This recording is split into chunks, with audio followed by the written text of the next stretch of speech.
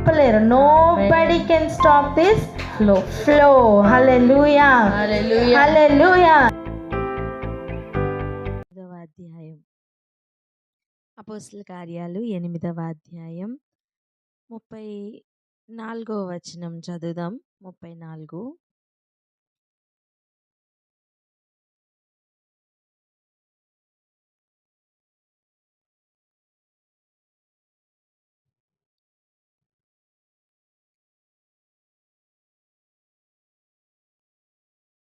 హల్లెలూయా. అడుగుతున్న ప్రశ్న చూడండి, ప్రవక్త ఎవరి గురించి ఇలాగు చెప్తున్నాడు? మనం నిన్నటి దినాన్ని చూసాం కదా. యెరూషలేంలో ఆరాధన ముగించుకొని రిటర్న్ అవుతూ ఎక్కడికి రిటర్న్ అవుతున్నాడు? తను ఎక్కడి నుంచి వచ్చాడో అక్కడికి తిరిగి రిటర్న్ అవుతూ ఉన్నాడు. ఐతోపియుల రాణి అయిన కందాకే క్రింద మంత్రిగా ఉన్న ఈ నపుంసకుడు గాజాకు పోయే మార్గంలో ఇదిగో రిటర్న్ అవుతూ ఈ ఫిలిప్పును కలుసుకున్న తర్వాత, లేదా ఫిలిప్పే వెళ్ళి కలుసుకున్న తర్వాత మాట్లాడుతున్న మాటలు అని నిన్న దినాన్ని మనం చూసుకున్నాం. అయితే ప్రతి ఒక్కరికి కూడా ఏది లేఖనం చదివినా, ఏ లేఖనం చదివినా సరే ఎవరి గురించి చెప్తున్నారు, ఎందుకు చెప్తున్నారు అనే కాంటెక్స్ట్ అర్థం అవ్వాలి అనే విషయాన్ని కూడా మనం నేర్చుకున్నాం. దానిలోనే ఇంకొంచెం లోతుగా వెళ్దాము. ప్రవక్త ఎవరి గురించి చెప్తున్నారు అని అడుగుతున్నారు. చూడండి, నపుంసకుడు అడిగిన మరొక ప్రశ్న కూడా ముందుంది. నీవు ఏం చదువుతున్నావు, నీకు అర్థమవుతుందా అని అడిగినప్పుడు 31వ వచనంలో చూడండి, ఎవడైనను నాకు త్రోవ చూపకుంటే ఎలాగు గ్రహింపగలను అని అడుగుతూ ఉన్నాడు. హృదయం లోపల లేఖనం చదివేటప్పుడే ఈ ప్రశ్నలు తనలో ఉన్నాయండి. ఇది కొత్తగా వచ్చినవి కాదు, ఇవి ఎవరో కల్పిస్తే వచ్చినవి కాదు. ముందు నుంచే ఆ అలవాటు ఉంది కనుకనే ఆరాధన చేశాను అని చెప్పి కంప్లీట్ అయిపోయిన తర్వాత కూడా లేఖనముల మీద శ్రద్ధ ఉంది. చాలామందికి ఉన్న ఒక అలవాటు, ఆదివారం నుంచి తప్పకుండా ప్రతి ఆదివారం చర్చికి వెళ్తూ ఆరాధిస్తూ వస్తూ ఉన్న అనుభవం ఉంది కదా. ఇప్పుడు ఆలోచించండి, చర్చిలో ఆరాధన అయిపోయిన తర్వాత మూసిన బైబిల్ యొక్క జిప్ మళ్ళీ ఎప్పుడు తెరుస్తాం? మళ్ళీ ఎప్పుడు తెరిసే అనుభవం ఉంది? చాలామందికి అయితే మరలా చర్చికి వెళ్ళేటప్పుడే తెరిచే అనుభవాలు ఉండొచ్చు. అలాంటి అనుభవంలో ఈ నపుంసకుడు లేడు. అలాగానైతే మరలా ఆరాధించడానికి యెరూషలేముకు వచ్చినప్పుడే ఆ ధర్మశాస్త్రంతో కానీ ఆ లేఖనాలతో కానీ తనకి పని ఉండేది. తన ఉద్దేశ్యం అలా లేదండి. ఎవరితోనో మాట్లాడుతూ నవ్వుకుంటూ ఏదో రకంగా టైంపాస్ తను చెయ్యట్లేదు. తనకి దొరికిన సమయం యెషయా గ్రంథం తీసి చదువుతున్నాడు. కీర్తనలు, సామెతల దగ్గర తన జీవితం ఆగిపోలేదంటున్నా. హల్లెలూయా. నాకు అర్థం కాదు ఈ బైబిల్ అని చెప్పి పక్కన పెట్టలా. తనకు అర్థం కాకపోయినా యెషయా గ్రంథాన్ని తీసి చదువుతున్నాడు. ఒక ఆసక్తి తన లోపల మనం చూస్తున్నాం. ఈ ప్రశ్నలు ఒంటరిగా ఉండి తన హృదయంలో ఎప్పటి నుంచో ఉండి ఉండొచ్చు. అవును, ఈ లేఖన భాగం ఎవరి గురించి చెప్తున్నారు? ఇది ఎందుకు చెప్తున్నారు ఇలా? దీని అర్థం ఏంటి? ఇది జరిగిందా, జరగబోయేదా అనే ప్రశ్నల్ని హృదయంలో ఉన్నాయి చూడు. వాటిని చూసిన దేవుడు ఈరోజు ఈ మాటలు నీకు వినిపింపజేస్తున్నారు. ఆమేన్. ఈ ప్రశ్నలు నిజంగా గనక నిన్ను భక్షిస్తుంటే, వాక్యం పట్ల నిజంగా గనక నీకు ఆసక్తి ఉంటే, ఇదిగో ఇంతవరకు నువ్వు వాక్యం చూసిన లెవెల్ వేరు, ఇక నుండి నువ్వు చూడబోతున్న లెవెల్ వేరై ఉంటుంది. ఎందుకంటే శ్రేష్టమైన గ్రహింపును వ్యాపింపజేస్తానని చెప్పిన దేవుడు నమ్మదగినవాడు గనుక. ఆ రోజు నపుంసకుడు చెప్తున్న మాట, తను ఒక మంత్రి అంటే ఎంత జ్ఞానం ఉండి ఉండొచ్చు. అటువంటి మంత్రి అయిన నపుంసకుడు చెప్తున్న మాట చూడండి, త్రోవ చూపకుంటే ఎలాగు గ్రహింపగలను. మొట్టమొదటిగా ఆ ఒప్పుకోలుతనాన్ని మనం గమనించాలి. నేను మంత్రి, నాకు తెలుసు అనట్లేదు. నేను ఆల్రెడీ యెరూషలేముకు వచ్చాను, ఆరాధించుకొని రిటర్న్ అవుతున్నాను అనట్లా. నేను ఏటేటా వస్తాను ఇక్కడికి అని అనట్లా. తన స్వనీతి ఏది పని చేయట్లేదు. ఎంతో క్లియర్గా చెప్తున్నాడు.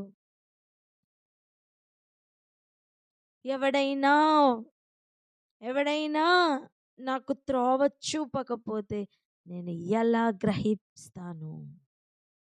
ఇప్పుడు ఆలోచించండి. నాకు ఎవరైనా అర్థం చెప్పితే నేను గ్రహిస్తాను అనట్లేదు. నాకెవరైనా త్రోవ చూపించాలి అంటున్నాడు. ఒక మాట చెప్పనా? 31వ వచనం చదివి వెంటనే 35వ వచనం చదవండి. అపోస్తల కార్యాలు 8, 31, 35.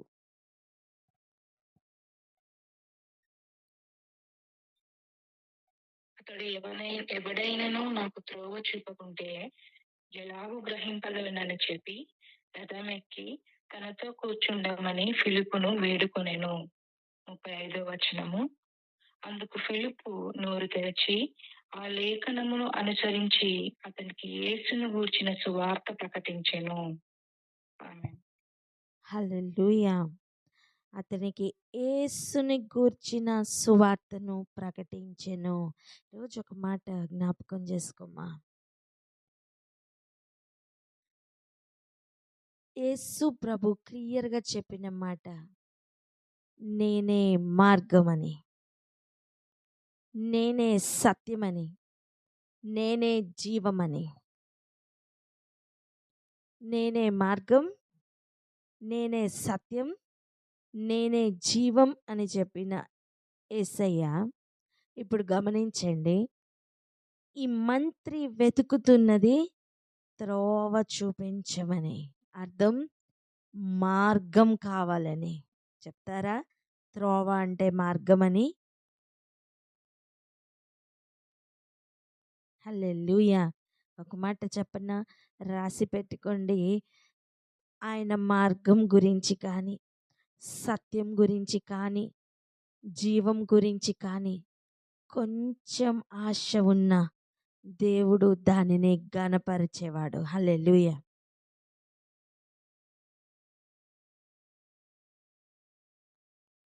నాకు త్రోవ చూపిస్తే నాకు గ్రహింపు వస్తుంది అన్న విషయం నపుంసకుడికి అర్థమైంది.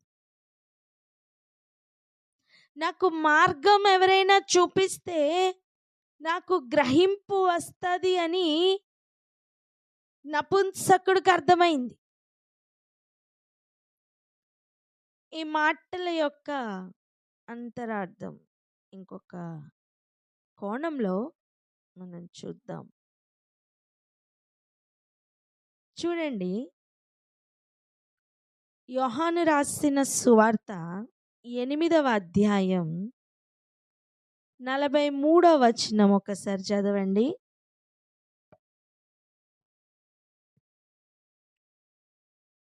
యోహాను సువార్త 8వ అధ్యాయము 43వ వచనం.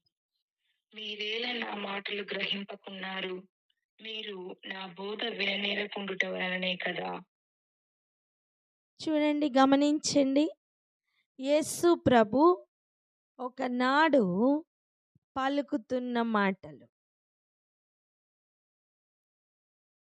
ఎవరెవరితో పలుకుతున్నారు అంటే, అక్కడ అనేకులు ఆయన మాటలు వినడానికి వచ్చారు. కొంతమంది చిక్కులు పెట్టడానికి, కొంతమంది వినడానికి. అటువంటి సమయం ఆయన చెప్తూ ఉన్నారు. చాలా మాటలు చెప్పిన తర్వాత ఈ మాటలు ఇలా చెప్తున్నారు. మీరు 8వ అధ్యాయం మొత్తం చదువుకోండి. అప్పుడు పరిస్థితి ఎలాంటిదో అర్థమవుతుంది.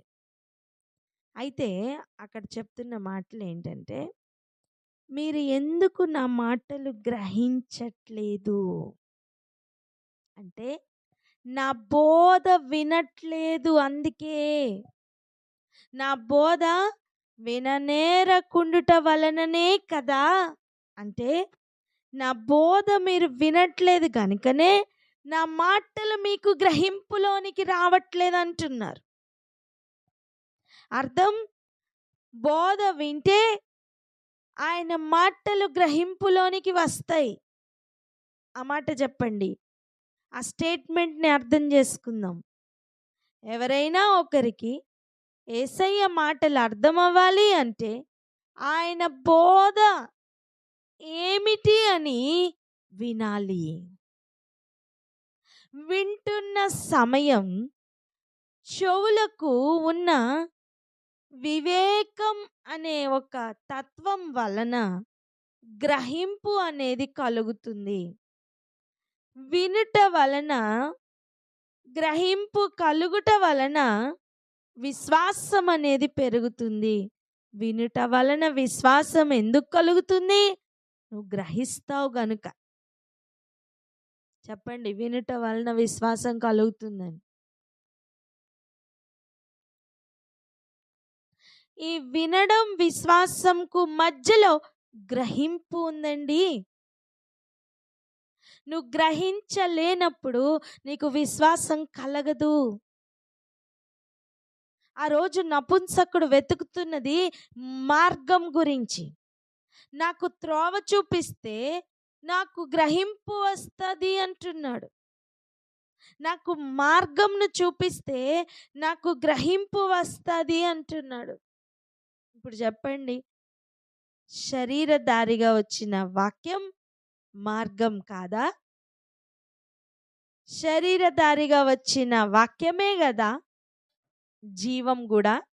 చూడండి, ఇదే యోహాను రాసిన సువార్త 8వ అధ్యాయం 12వ వచనం చూడండి. మరలా యేసు, నేను లోకమునకు వెలుగును, నన్ను వెంబడించువాడు చీకట్లో నడవక జీవపు వెలుగు కలిగి ఉండునని వారితో చెప్పెను.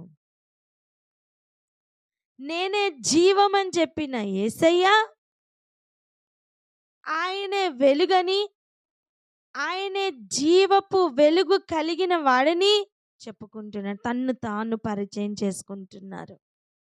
అమ్మా, నీకు యేసు పరిచయం కాకపోతే, నీకు యేసే క్రీస్తు అని అర్థం కాకపోతే నువ్వు ఆయన మీద విశ్వాసం ఉంచలేవు.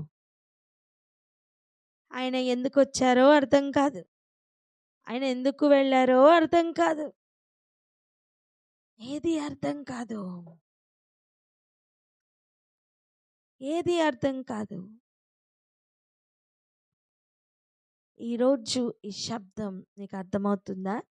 నువ్వు గ్రహిస్తున్నావా? అయితే నీకు మార్గం ఓపెన్ అవుతుంది. ఈ మాటలు నీకు అర్థం అవ్వాలి అంటే నువ్వు మాట వినాలి, ఉపదేశం వినాలి. వాక్యం చెప్తున్న సత్యం అదే. నా మాటలు నీకెందుకు అర్థం కావట్లే?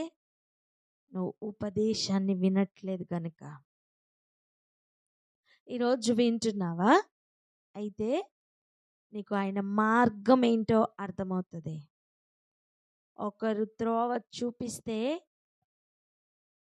గ్రహింపు కలుగుతుంది. గ్రహింపు కలిగితే విశ్వాసం పెరుగుతుంది. విశ్వాసం పెరుగుతుంది. ఈరోజు చెప్తున్న మాట ఏంటంటే, హృదయం లోపల ఎక్కడైనా సరే సత్యం గురించి కానీ, ఆయన మార్గం గురించి కానీ, జీవం గురించి కానీ కొంచెమైన ఆశ ఉందా, దానిని అభివృద్ధి పరచుకో. దానిని ఘనపరచు. దేవుడు నీ పక్షాన పనిచేస్తాడు. నువ్వు అరణ్యంలో నడుచుకుని వెళ్తున్నావు, నువ్వు ఎక్కడ వెతుక్కుని వెళ్ళినా, ఆ రోజు నపుంసకుడు యెరూషలేం వెళ్ళి రిటర్న్ అవుతున్నాడండి. ఆ ఫీల్ ఎలా ఉంటుందో చెప్పనా? ఈ కాలంలో యెరూషలేం వెళ్ళి వచ్చిన వాళ్ళని ఒకసారి అడగండి, ఆ ఫీల్ ఎలా ఉంటుందో చెప్తారు. మేము యెరూషలేం వెళ్ళొచ్చామండి, మేము అది చూసామండి, ఇవి చూసామండి అని చెప్తారు. అలా ఆ రోజు ఉన్న మంత్రి యెరూషలేంకి వెళ్ళి ఆరాధించుకొని రిటర్న్ అవుతున్నాడు. ఆ రిటర్న్ అవుతున్న దారిలో తనకి సత్యం పరిచయం చేస్తున్న దేవుడు. హల్లెలూయా. మరి యెరూషలేంలో సత్యం లేదా అంటే, సత్యం లేదు అని అనట్లేదు. సత్యమైన వాక్యం హృదయంలోనికి రాకుండా, గ్రహింపులోనికి రాకుండా అది ఎక్కడ ఉన్న వ్యర్థం అంటున్నా. ఇక్కడ ఆగి ప్రార్థన చేద్దాం. ఏమనంటే, ఆ సత్యం, ఆ జీవం నాకు కావాలి, ఆ గ్రహింపు నాకు కావాలి అని ఆశ ఉన్నవారు ప్రార్థన అందుకోండి.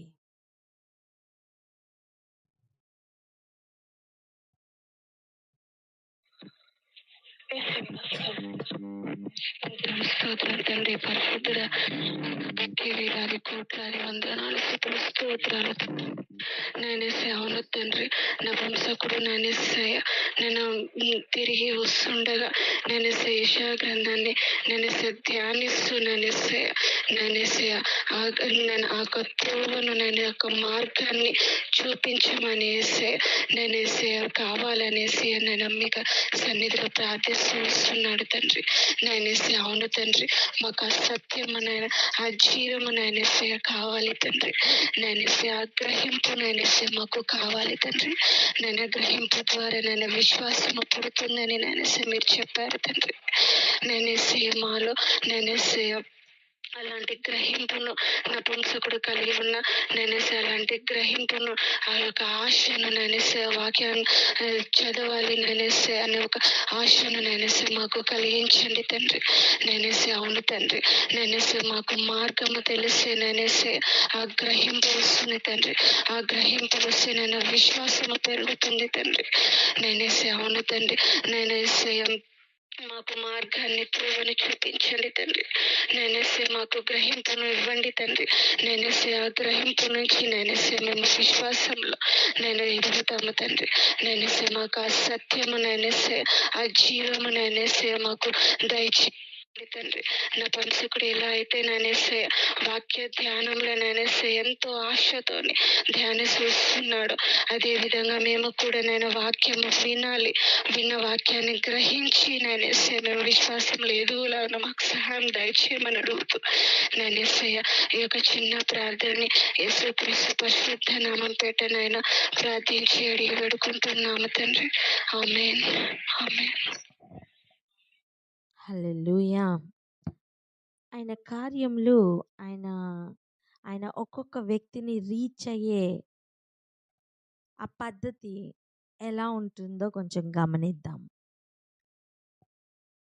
ఆరాధించుకోవడానికి వెళ్ళి రిటర్న్ అవుతున్న మార్గంలో తన హృదయం లోపల ఉన్న ఆశను బట్టి తనని తృప్తిపరుస్తున్న దేవుడు. ఆమేన్. అది ఇప్పుడు మాత్రమేనా? అంటే నూతన నిబంధనలో మాత్రమేనా? కాదు. పాత నిబంధనలో కూడా దేవుడు అలాగనే కదిలేరండి. ఒకసారి మొదటి సమూయేలు గ్రంథంకి రండి, 9వ అధ్యాయం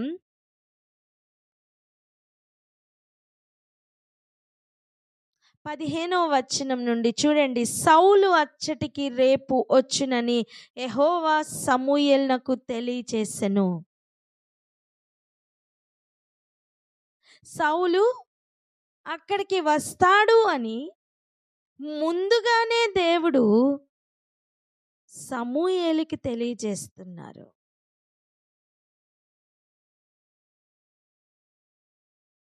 ఇంకా చూడండి ముందు జరిగిన విషయం. యాక్చువల్గా ఏం జరిగింది? సౌలు యొక్క తండ్రి, ఆ తండ్రి యొక్క గాడిదలు తప్పిపోయాయి. ఆ గాడిదలను వెతుక్కుంటూ సౌలు బయలుదేరాడు. ఎక్కడ వెతకాలి? ఇప్పుడు మనం ఆలోచించండి. మనవి ఏవైనా వస్తువులు పోతే ఎక్కడ పోయాయి అని చెప్పి, మనం ఏ మార్గంలో వచ్చాం అని చెప్పి రిటర్న్ వెళ్ళి వెతుక్కోవడానికి సాధ్యమవుతుంది. కానీ జీవం కలిగినవి ఎటు వెళ్ళిపోతాయో తెలీదు. ఎక్కడని వెతుకుతారు? ఇంటిలో కనబడని వస్తువు వెతకడానికే ఎంతో కష్టం. అలాంటిది ఎక్కడికి వెళ్ళిపోయి ఉంటుందో తెలియని గాడిదల్ని ఎక్కడని వెతుకుతారు? అలాంటి సమయం వారు మార్గంలో మాట్లాడుకుంటూ ఉన్నారు. చూడండి 5వ వచనం. అయితే వారు సూపు దేశమునకు వచ్చినప్పుడు మనము తిరిగి వెళ్ళుదము రమ్ము, గార్ధబముల కొరకు చింతింపక నా తండ్రి మన కొరకు విచారపడునేమో అని సౌలు తన యొద్ద ఉన్న పనివారితో అన్నాడట. ఏమని? సూపు దేశమునకు వచ్చిన తర్వాత ఈ మాటలు అంటున్నారంటే, మార్గంలో ఇంకెన్ని వెతికారో, ఇంకెన్ని ప్రదేశాల్లో ఆ గాడిదల్ని వెతికారో వారికి దొరకలా. అప్పుడు ఏం చెప్తున్నాడు? సరే ఇంక గాడిదల గురించి వదిలేసి, ఒకవేళ ఇన్ని దినాలు అయిపోయింది గనుక మా తండ్రి గనక మన గురించి విచారపడతాడేమో, మనమేమైపోయామో అని రిటర్న్ వెళ్ళిపోదాం అని మాట్లాడుకుంటున్నారు. గమనించండి, రిటర్న్ వెళ్తున్న వానితోనూ దేవుడు కలిశారు, రిటర్న్ వెళ్దాం అనుకున్న వాణిని కూడా దేవుడు దర్శిస్తున్నారు. ఆమేన్. వెంటనే ఆ పనివానిలో ఒక్కడు అంటున్నాడట, ఆ పట్టణంలో దైవజనుడు ఒకడున్నాడు, అతడు బహుగనుడు, అతడు ఏ మాట చెప్పునో అది నెరవేరును, మనం వెళ్ళవలసిన మార్గమును అతడు మనకు తెలియచేమునేమో. ఆ మాటను గమనిస్తున్నారా? 6వ వచనం. మనం వెళ్ళవలసిన మార్గం అతడు మనకు తెలియచేయనేమో, అతని దగ్గరికి వెళ్దాం రండి అని చెప్తున్నారు. కమాన్, అర్థం చేసుకోండి. ఆయనే మార్గం, ఆయనే సత్యం, ఆయనే జీవం. దానిలో ఆయన మార్గం ఎలాంటిదో అని తెలుసుకోవాలి అనే ఆశ ఉంటే కూడా ఆయన దాన్ని గనపరుస్తారు. ఎంతమందికి అర్థమవుతుంది? ఆ రోజు నపుంసకుడు అడుగుతున్న ప్రశ్న కూడా ఎటువంటిదండి? ఎవరైనా త్రోవ చూపించకపోతే నేను ఎలా గ్రహిస్తాను అని. ఇక్కడ కూడా వారు ఏం మాట్లాడుకుంటున్నారు? మనం ఎటు వెళ్ళాలో మార్గం చూపిస్తారు, త్రోవ చూపిస్తాడు, దైవజనుడు త్రోవ చూపిస్తాడు అని ఆశపడుతున్నారు. ఇప్పుడు నిజానికి వారు ఆశపడుతున్న త్రోవ ఏంటి? గాడిదల యొద్దకు. ఎక్కడికి చెప్పండి? గాడిదల కోసం వాళ్ళు వెతుకుతున్నారు. వాళ్ళు వెతుకుతున్న విషయం వాళ్ళు ఎప్పుడైతే దైవజనుడి దగ్గరికి వెళ్ళాలని మాట్లాడుకుంటున్నారో, దేవుడు వీరికి ఇంకా దైవజనుడు కలవక ముందే దైవజనునికి ఆలోచన చెప్పుతున్నారు. ఎవరు? దేవుడే. ఆ వచనమే మనం 15వ వచనంలో చదువుతున్నాం.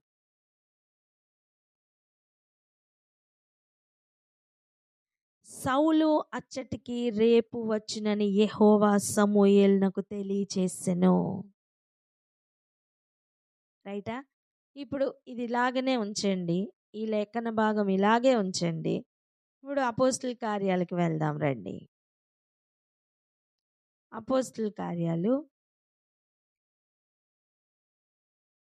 మనం చదువుకుంటున్న 8వ అధ్యాయానికి వెళ్దాం. ఇప్పుడు 26వ వచనం చూడండి. ప్రభు దూత, నీవు లేచి దక్షిణముగా వెళ్ళి యెరూషలేము నుండి గాజాకు పోవు అరణ్య మార్గమును కలుసుకోమని ఫిలిప్పుతో చెప్పగా అతడు లేచి వెళ్ళెను. ఆ తర్వాత అక్కడికి వెళ్ళిన తర్వాత ఏం చెప్తున్నారు? 29వ వచనం. 29వ వచనంలో చూడండి. అప్పుడు ఆత్మ ఫిలిప్పుతో మొట్టమొదటిగా ఎక్కడికి వెళ్ళాలో చెప్పారు. రెండవదిగా అక్కడికి వెళ్ళిన తర్వాత ఏం చేయాలో చెప్తున్నారు. ఆత్మ ఫిలిప్పుతో, నీవు ఆ రథము దగ్గరికి పోయి దానిని కలుసుకొనమని చెప్పాను. హల్లెలూయా. ఇక్కడ నేను చూపిస్తున్నది ఏంటంటే ఆత్మ నడిపింపు ఎలా ఉంటుంది అని. ఆమేన్. అక్కడ మనం చూస్తున్నాం, గాడిదలను వెతుక్కుంటూ వెళ్తున్నారు. కానీ వాళ్ళ లోపల ఆశ వేరే ఉందండి. సౌలు హృదయంలో ఆశ వేరే ఉంది. దానిని చూసిన దేవుడు దానిని వెలికి తీసే సమయం ఆసన్నమైంది గనుక దైవజనునికి సౌలు గురించి చెప్తున్నారు. అదేవిధంగా యెషయా గ్రంథం చదువుతూ గ్రహింపుకు రాని సమయం నపుంసకుని యొద్దకు దైవజనుడినే పంపించారు. ఆత్మ నడిపింపు చూసారా? ఈరోజు నీ హృదయం లోపల ఉన్న ఆశను బట్టి దేవుడు నీ యొద్ద కదలబోతున్నారు. ఆమేన్. నీ హృదయం లోపల నువ్వు నిజంగా ఫిజికల్గా కనిపిస్తున్న గాడిదల కోసం వెతుకుతున్నట్టే అందరికీ కనిపించవచ్చు. జీవన సంబంధ వ్యాపారాల్లో తిరుగుతున్నట్టే అందరికి అనిపించవచ్చు. ఆరాధన కోసం వెళ్ళి వస్తూ ఉన్న అనుభవం ఉండొచ్చు. ఆచారంగా వెళ్ళి వస్తున్న అనుభవాలు ఉండొచ్చు. కానీ ఆ హృదయం లోపల ఎక్కడో సత్యం ఏంటి అనే ఆశ ఉంది చూసావా? అసలు జీవం అంటే ఎలా ఉంటుంది, వెలుగు అంటే ఏంటి అనే ఆశ ఉంది చూసావా? ఈ లోకంలో ఉన్న చీకటిని మొత్తం చూసి, ఈ దుష్టత్వాన్ని మొత్తం చూసి ప్రాణం నొచ్చుకుంటున్న అనుభవాలు ఉన్నాయి చూసావా? ఈ మరణ ఛాయలను చూసి ఒక వేదన అంతరంగంలో రగులుతుంది చూసావా? మరణంను రుచి చూస్తున్న సమయం, ఎందుకు చనిపోవాలి, అసలు ఒక వ్యక్తి ఎందుకు చనిపోవాలి, ఒక పిండం ఎందుకు రాలిపోవాలి అనే ఆలోచన నీ అంతరంగంలో ఉంది చూసావా? దానిని చూసిన దేవుడు నీకు ఉపదేశ క్రమాన్ని ఇస్తారు. ఆమేన్. అప్పుడేం జరుగుతుంది? నీకు మార్గం కనిపిస్తుంది. ఆ మార్గంలో నీ ప్రయాణం ప్రారంభించు. నీకు సత్యమేంటో అర్థమవుతుంది. దాని గమ్యం జీవమని దాన్ని పొందుకున్నప్పుడు నీకు అర్థమవుతుంది. నీకే తెలియకుండా వెలుగు నీ లోపలికి వస్తుంది. ఇవన్నీ కార్యాలు జరగాలని ఆశగా ఉందా? అయితే తర్వాత ఏం జరిగిందో చూడు. ఇంకా చూడండి, ఈ మొదటి సమూయేలులో మనం కొన్ని మాటలను చూడాలి. చూడండి 16వ వచనం. ఎట్లనగా నా జనుల మొర్ర నా యొద్దకు వచ్చెను, నేను వారిని దృష్టించి ఉన్నాను. కాగా ఫిలిష్తీయుల చేతిలో నుండి నా జనులను విడిపించుటకై నా జనులైన ఇశ్రాయేలీల మీద వానిని అధికారినిగా అభిషేకించుటకు గాను రేపు ఈ వేళకు నేను బెన్యామీను దేశంలో నుండి ఒక మనుష్యుని నీ యొద్దకు రప్పించుదును. అసలు గాడిదలకు, జనుల మొరకు, ఫిలిష్తీయులు బాధిస్తున్న బాధకు, ఇశ్రాయేలీల మీద అధికారినిగా అభిషేకించ ఏమైనా సంబంధం కనిపిస్తుందా? ఆలోచించండి. కనీసం నపుంసకుడి దగ్గరైనా ఒక ఆధారం కనిపిస్తుందే. ఏంటి? యెరూషలేముకు వెళ్ళిందే ఆరాధించుకోవడానికి. కానీ సౌలు విషయంలో చూడండి, సౌలు ఏం చేస్తున్నాడు? గాడిదలు వెతకడానికి వెళ్ళాడు అంతే. కానీ ఒక మాట చూడండి, ఇది 9వ అధ్యాయం 3వ వచనం ఒకసారి చూడండి. సౌలు తండ్రి అయిన కీషు యొక్క గార్ధపములు తప్పిపోగా కీషు తన కుమారుడైన సౌలును పిలిచి తన దాసులలో ఒకని తీసుకొని పోయి గార్ధపములను వెతకమని చెప్పెను. తండ్రి మాటకు విధేయత చూపిస్తున్న ఒక కుమారుడేనండి. నీ గాడిదలు పోతే నేనెందుకు వెతకాలి అనట్లా. చెప్పండి, ఏమనట్లా? నీ గాడిదలు పోతే నేనెందుకు వెతకాలి అనట్లా. రెండోది, గాడిదలు తప్పిపోతే నన్ను పంపిస్తావని అనట్లా. తండ్రి చెప్పిన మాటకు లోబడి ఎక్కడ వెతకాలో కూడా తెలియకపోయినా వెతకడానికి బయలుదేరిన సౌలు. ఒక మాట చెప్పనా? ఇక్కడ తండ్రి మాట వినిన ఇదే సౌలు దేవుని మాట కూడా 15వ అధ్యాయంలో అలాగే వినుంటే చాలా బాగుండేది. అక్కడ తప్పిపోయాడేమో కానీ మార్గం వెతకడానికి మాత్రం తను తప్పిపోలా. మార్గంలో నిలిచి ఉండడానికి తప్పిపోయాడు. వింటున్నారా? మార్గం వెతకడానికి తప్పిపోలా, మార్గంలో నిలిచి ఉండే విషయంలో తప్పిపోయాడు.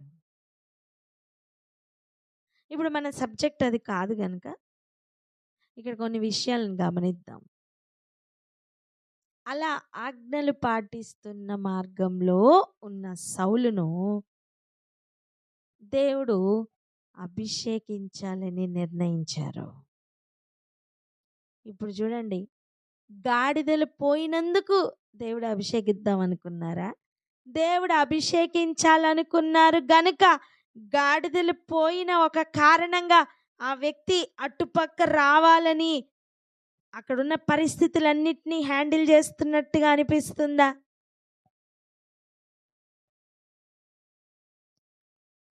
ఒకసారి ఓవర్వ్యూలో నుంచి చూడండి, పైనుంచి చూడండి. ఉన్న సిచ్యువేషన్లో కాక పైనుంచి చూడడానికి ప్రయత్నం చేయండి.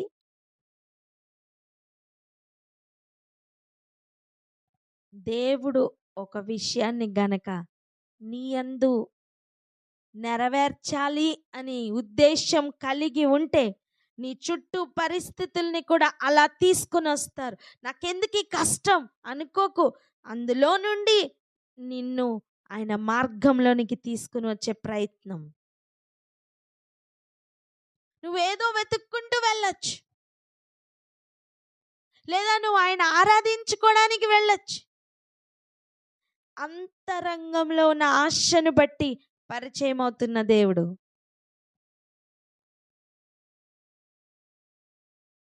ఆ అంతరంగంలో ఉన్నది చూడండి. 17వ వచనం చూడండి.